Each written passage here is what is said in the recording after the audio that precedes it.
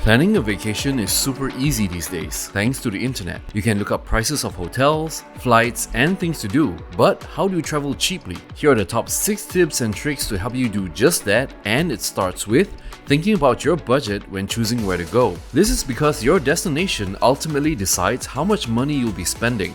You could save some money by getting on budget flights and staying in budget hotels, but the fact remains that you'll be spending more money in Tokyo, London, and New York, which are some of the most expensive cities in the world, compared to places like Vietnam, Thailand, and Indonesia, as those are some of the cheapest places in the world for travel.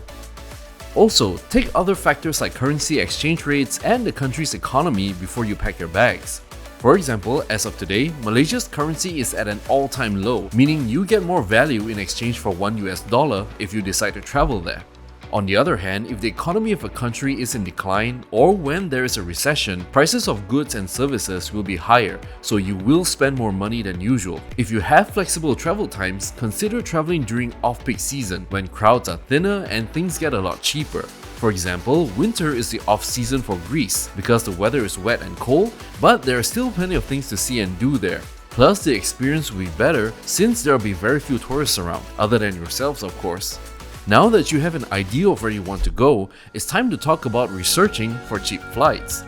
I think that finding affordable flights is an art form in itself. If you miss the timing or if you're looking in the wrong place, you're probably not going to find what you're looking for. That's why I always recommend to my friends that they need to start searching as early as 6 months ahead on sites like Skyscanner and Google Flights. These sites will help to show you the best prices by comparing from many different airlines, and can even send you price alerts so you'll know exactly when it's the right time to buy. If you have a preferred airline, try checking their website often for promotions or follow them on social media. You never know what offers might pop up from time to time. I personally prefer flying with Singapore Airlines as they are the #1 airlines in the world for 2023, awarded by Skytrax.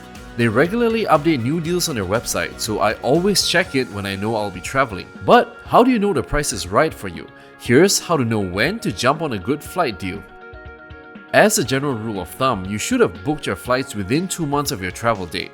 But with some popular countries like Japan, you might want to start looking as early as 6 months ahead. The higher the tourism demand for a country, the faster the prices go up, so definitely start looking as soon as you can. Also, if you frequently use credit cards, then chances are you've collected points from your purchases. Check with your bank to see if you can convert all your points into some sweet travel miles. These miles will let you redeem for your flights either partially, or if you have enough of them, you could redeem for the entire ticket itself. Yup, this means that you don't have to pay a single cent to fly. I'll be making a future video on the top American credit cards to get for travel miles, but for now, the #1 to use is the Bank of America Travel Rewards credit card, because this card lets you earn 25,000 online bonus points after you make at least $1,000 in purchases within the first 90 days of the account opening. So be sure to take advantage of it. For your info, I'm not sponsored in any way in this video, I just felt like recommending the best options to my American viewers. Now that your flights and destination are locked, it's time to find out where you can stay for cheap and even for free. The best way to find cheap housing is definitely through alternatives like Airbnb. You can easily find daily rates to meet any budget, and you can choose whether to rent just a room or have the entire house to yourself. And no, this video isn't sponsored by Airbnb or anything, but because I've personally used Airbnb throughout the years, it's just become my preference over standard hotels. One thing I love is that Airbnb lets you see reviews, and it vets certain owners that always offer exceptional service by granting them the title of superhost. Safety is always a priority, especially when traveling abroad, so this feature gives me that extra peace of mind.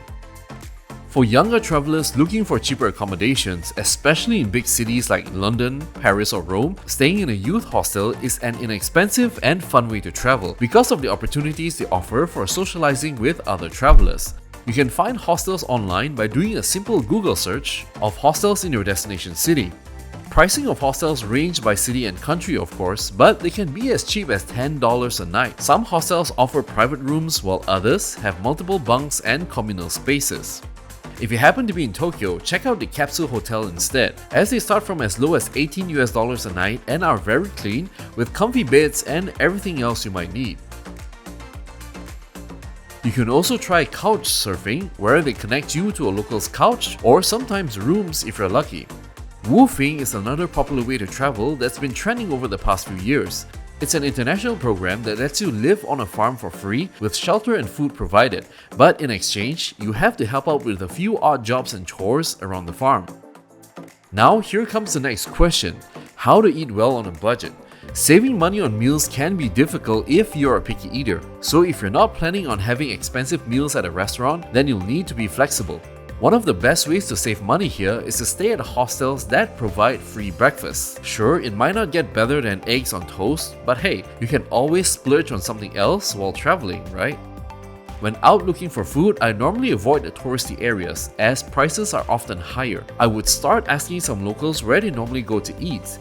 This way, you'll be able to find food that's not included in any guides, which could be even more delicious than popular restaurants. In some Asian countries, such as Japan and Korea, it is really common to get your food from convenience stores. With just a few dollars, you can easily have a full meal that's both delicious and filling. Plus, there's always tons of snacks to grab on the go. Now you have almost everything you need, but it's always important to be flexible and make connections.